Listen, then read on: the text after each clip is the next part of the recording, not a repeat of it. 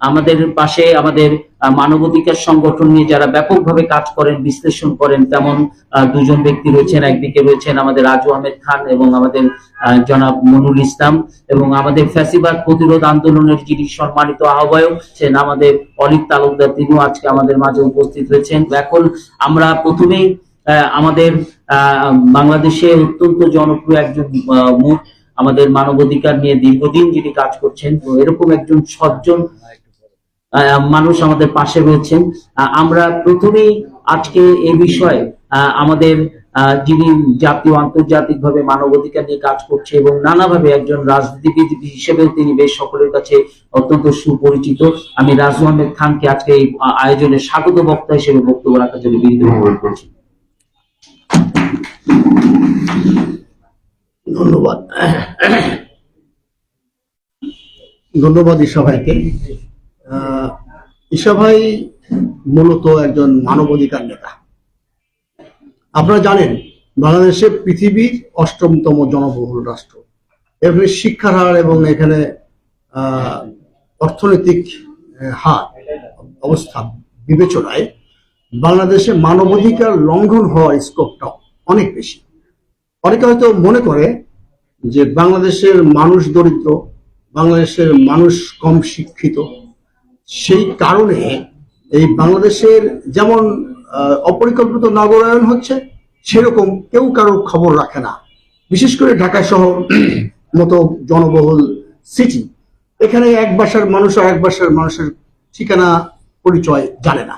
এখানে রাস্তার মধ্যে জনবহুল এলাকায় কপাকপি হয়, পাথর মারা হয়। আপনারা জেনেছেন যে গতকালই একটি সিএনজি স্টেশনে সম্ভবত বগুড়ায় রাত দুপুরে কে বা কারা 15 সেকেন্ডে 13টা হাতুড়ি দিয়ে মাথায় আঘাত করে তাকে মৃত্যু নিশ্চিত করেছে। পুরো বাংলাদেশ একটি মানে মৃত্যুপুরী হিসেবে দেখা দিয়েছে। প্রশাসনের দায়ী প্রশাসন নিবে, কিন্তু মানবাধিকার যারা কাজ করছে, মানবাধিকার কর্মী, তারা কিন্তু অকুত ভয়, তারা কিন্তু এই বিষয়গুলো তুলে ধরে। আজকে যে মানে সাংবাদিকতা, টিভি, নিউজ পেপার, টেলিভিশন, এইগুলো বাদেও কিন্তু সোশ্যাল মিডিয়া একটা বিরাট বড় ভূমিকা রাখে। এই সোশ্যাল মিডিয়ায় কিন্তু মানবাধিকার কর্মীরা যার যার জায়গায় থেকে সেই অন্যায়গুলো তুলে ধরে। আজকে প্রত্যেকের হাতে একটি অ্যান্ড্রয়েড ফোন, প্রত্যেকে এক একজন সোশ্যাল নাগরিক সাংবাদিক। সেই বিষয়গুলো যে কোনো অকারেন্স মুহূর্তের মধ্যে ভাইরাল হয়। প্রশাসনের দায়িত্ব নিয়ে উচিত হবে সেইগুলো খুঁজে বের করা।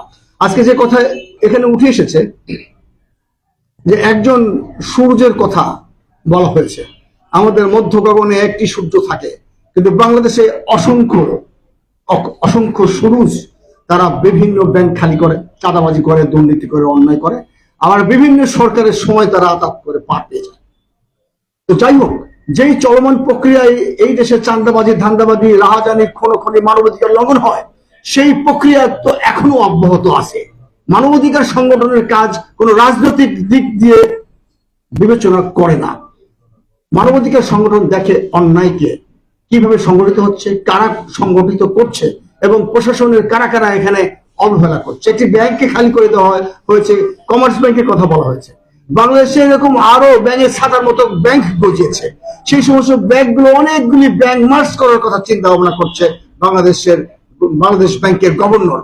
কিন্তু এই অনেকগুলো ব্যাংক তো একদিনে খালি হয়, এটা একটা চলমান প্রক্রিয়া।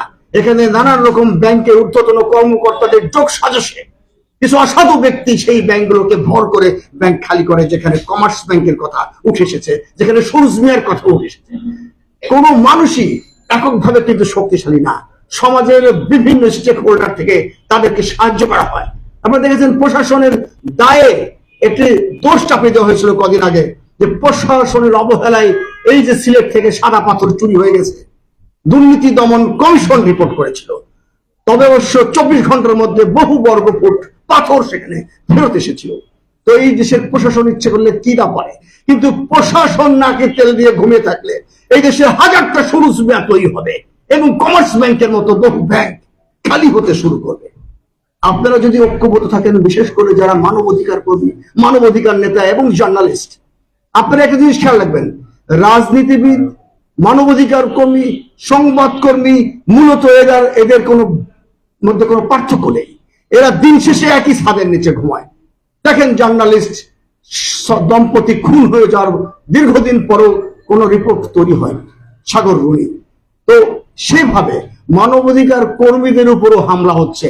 যেখানে অন্যায়, যেখানে দুর্নীতি, যেখানে চাঁদাবাজি, সেখানেই এইসব মানবাধিকার কর্মীরা কিন্তু সোচ্চার থাকে। সেটা কিন্তু এই সাংবাদিকরা প্রচার করে।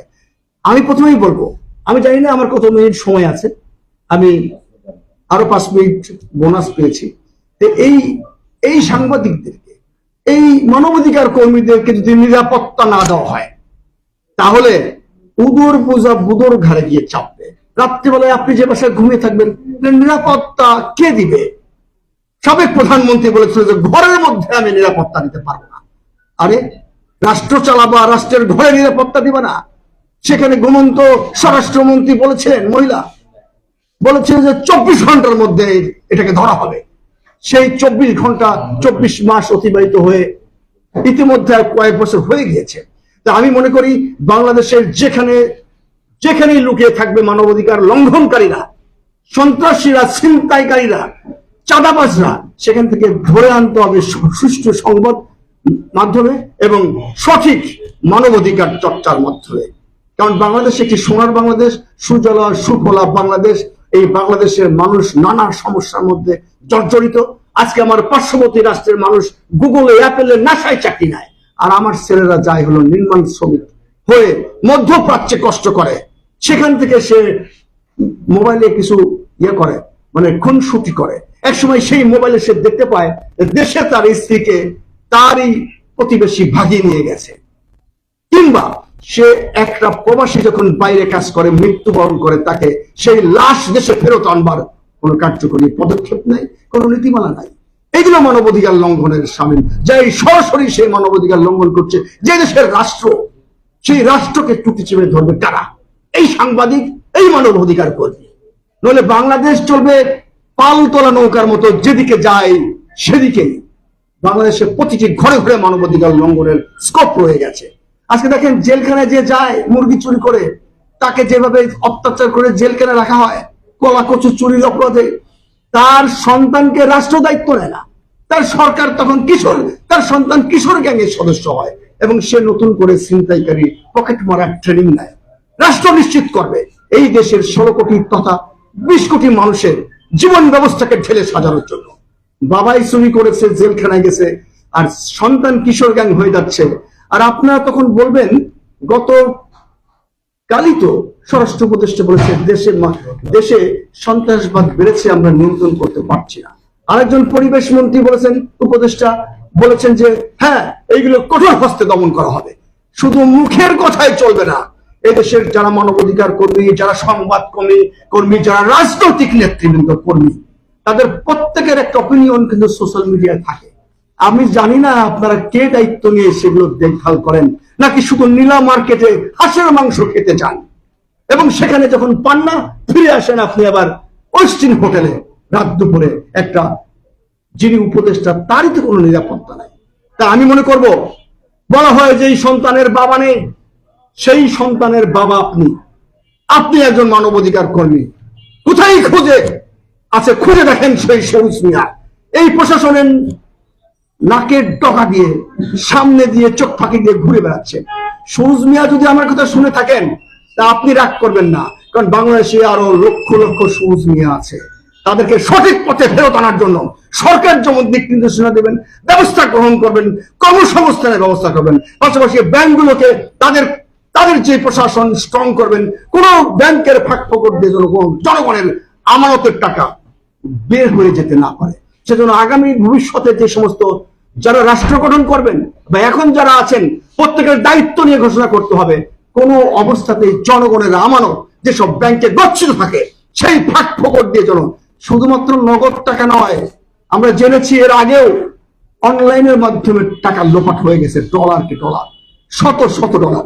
সেই ব্যবস্থা, সেই ফাঁক ফোকর গুলো যদি বন্ধ করতে না পারেন, তাহলে আপনি রাজবাড়ির গোয়ালন্দে দেখেননি, একজন বলেছে যে উনি নাকি ইমাম মেহেদী, আবার তাকে কবর দেওয়ার পর সেই কবর থেকে তুলে তাকে পুড়িয়ে দেওয়া হয়েছে।